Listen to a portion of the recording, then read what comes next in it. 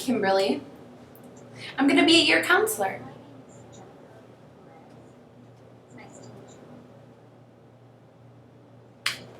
It's nice to meet you too.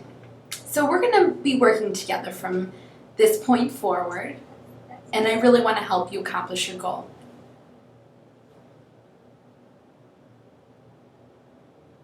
So what are the reasons that you came to us for your services? A friend of mine told me for our that you might be able services. to help me find a job.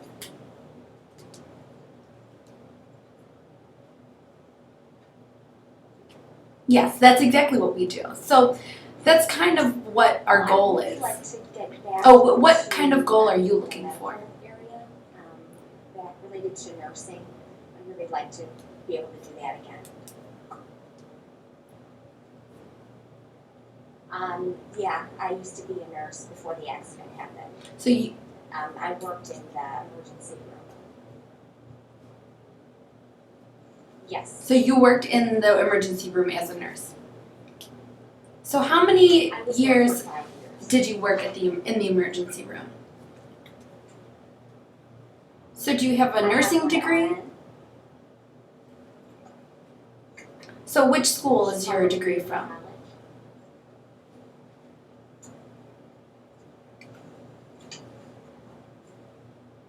Okay, I'm going to provide you with some information. So Yes, that's the you day that I filled- came here. you filled this out on February 11th, is that correct?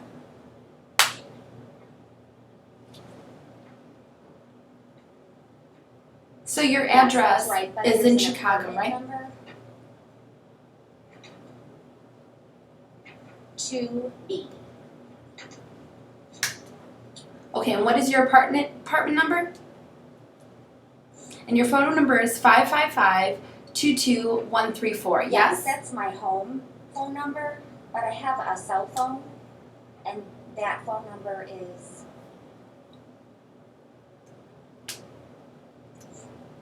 So your cell phone number is yes, that's right. 555, and your date of birth? January 16th, 1983. Okay, January 16th, 1983, correct? So you Yes, are 39. 29, not yet 30. You are 29.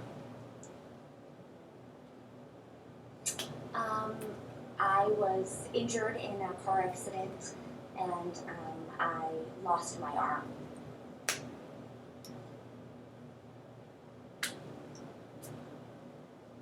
Is it above or below the Yeah, it's elbow? hard to see today. It's above the elbow.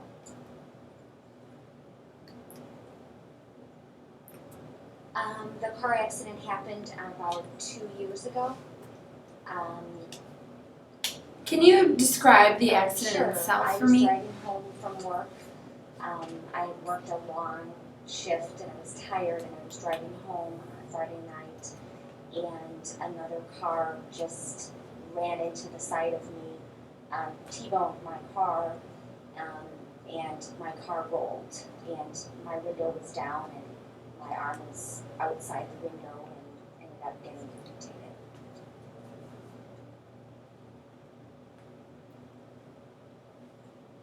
So let me just make sure I understand the entire story. So you were driving from a long shift home, you were really tired, and a car ran into you, and your car rolled over. Your arm was outside of the window, and that's how it was severed? Is Yes, that I was correct? driving.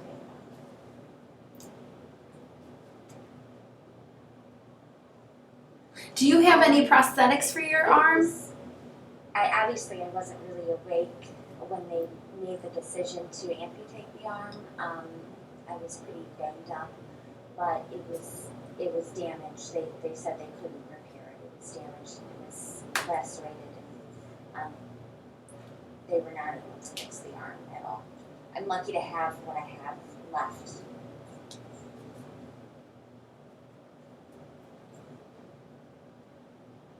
So is there any part of your arm that you can feel and move? Some feeling in my arm. They were able to save that function, so I can feel up until where the arm was removed. I do, but it's not, it doesn't really function well.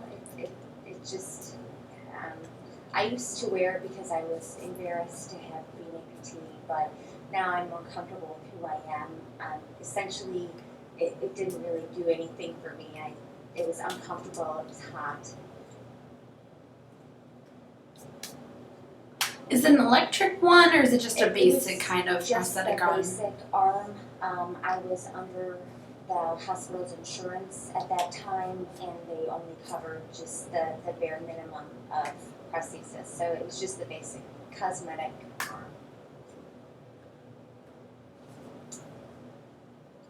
I do, yes, but I don't really use it. I tend to leave the arm off now.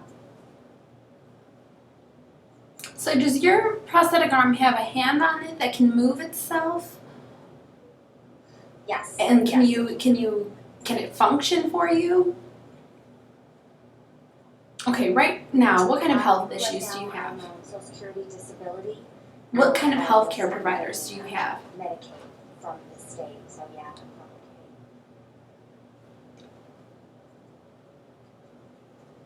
Medicaid. Okay, so I'm sure you're familiar with the basic kind of prosthetic arms, but maybe it might be a good option for you to see the other kinds of technology and different options that we have for your prosthetic. So what we're going to do is give you a health evaluation to provide you with different options that you can Do I have to pay for that? use for your I don't arm. have a lot of money. I haven't been working, and SSDI is not a lot.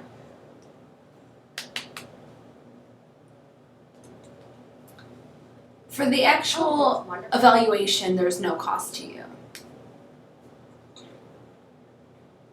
When you actually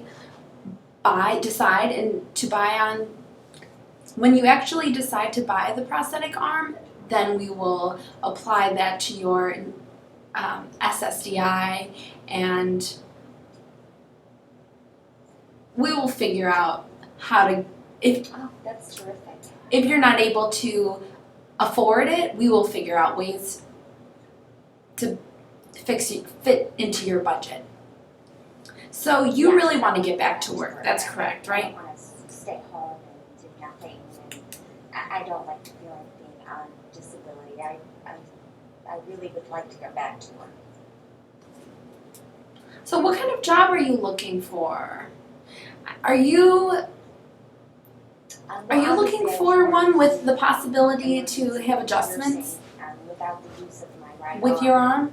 which is my, I'm sorry, what are you capable before of the doing accident. now I'm with not the adjustment of your new arm? treat patients as a nurse anymore, but I feel that I might be a good fit for maybe a nurse manager or a scheduler or something related to the nursing field, because I have the experience and expertise, but I'm not able to physically do the job anymore. I agree that you are not physically capable to do the same job, but there are a lot of different types of options for you that can be adjusted as you needed. And what that means for you is we'll be able to find you a job in the nursing field. We just have to contact a hospital that is willing to make these adjustments for you. What kind of accommodations do you think I would need for that type of job? I'm not familiar with that area.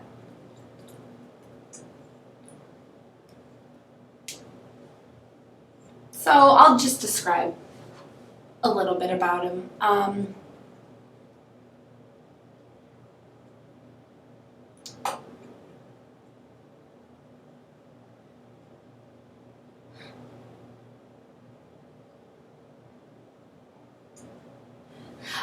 So I'm thinking maybe if we look at different kinds of computers, there's a technology called Dragon Speak, and when you are and it works,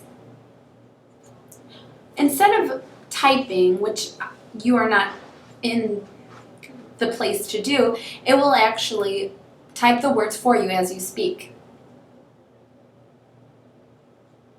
Sometimes the employers already are aware of these different options, so they will be able to help you and assist you in finding work for them. So we will keep it. If I get a job and technology changes and the accommodations change, can I come back and ask for more help, even though I'm already working? But sometimes I don't want to lose my job because they have to pay for accommodations for me. Yes, you can come back and we will look at the situation another time. And we can look at your financial situation and give you some advice as to what other options are out there for you. After your analysis, of course, we can help, and we're willing to do those things for you. So we'll show you what kinds of things are out there for you. Okay, before we finish, I just need you to sign a consent to release form. It basically states that you're volunteering for this service because you don't have enough money, and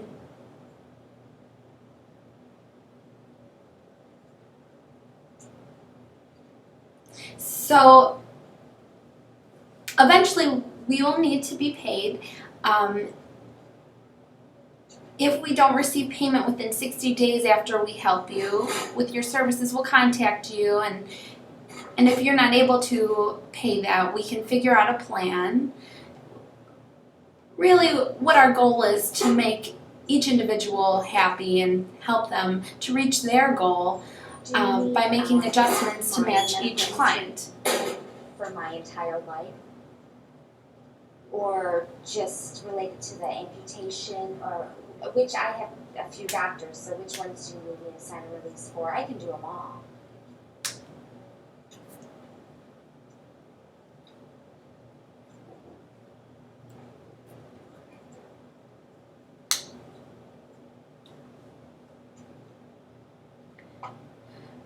We only need the doctor who is seeing you for your arm, and maybe a doctor who is dealing with all of your disability paperwork.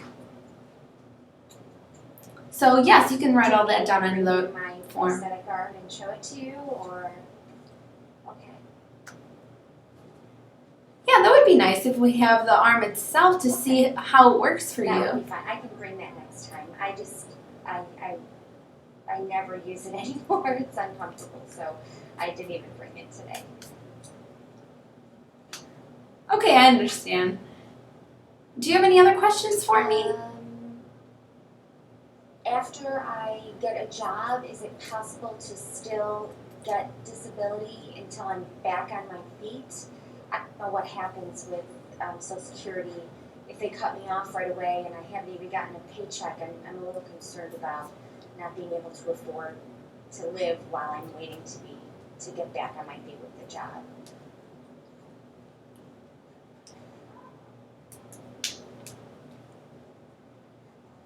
Oh. So you'll be able to get SSDI for the first month of your working in a job. And then you have 9 months to continue collecting from your disabilities.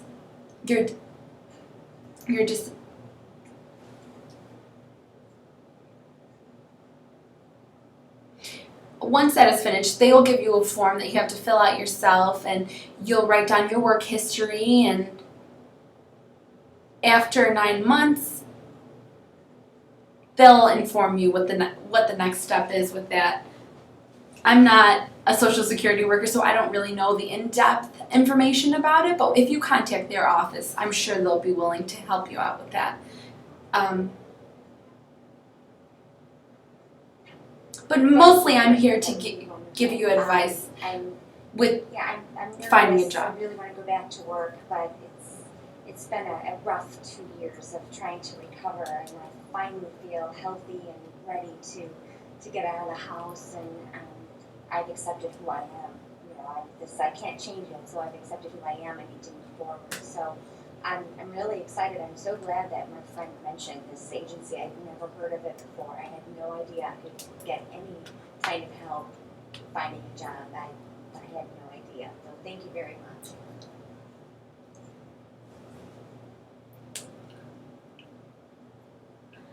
All right, so if there's any other things that might pop in your head, just come into our office, and don't worry, we'll be glad to work with you and help you by answering any questions you have.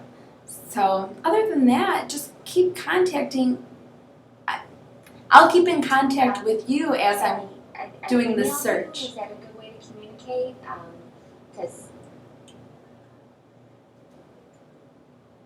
yes, email is actually the best communication method for me. You can also call and they'll have someone interpreting, or you can come back into my office. My email address is jenny.perez@hotmail.com. And do you have a card I could have with your information just to keep in my wallet easier?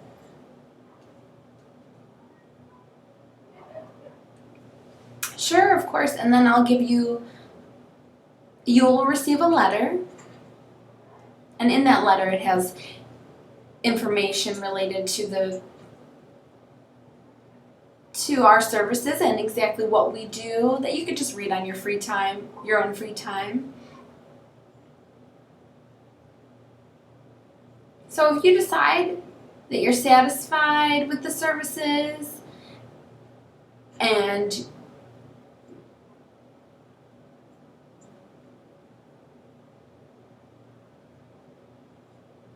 apply someplace else, that is completely fine with us. We have 3 different levels. There's the first level the second level is really outside of DHS, and they really listen to both services, and they listen to both counselor and the client. The next one is, the third level is called F. That level is really when you're finished with your license, and you can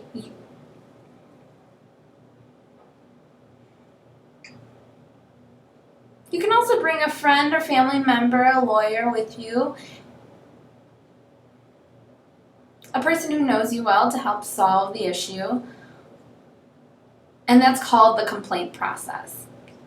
Thank you. I'm sure I won't have any reason to complain. I'm already thrilled with the service I've received so far.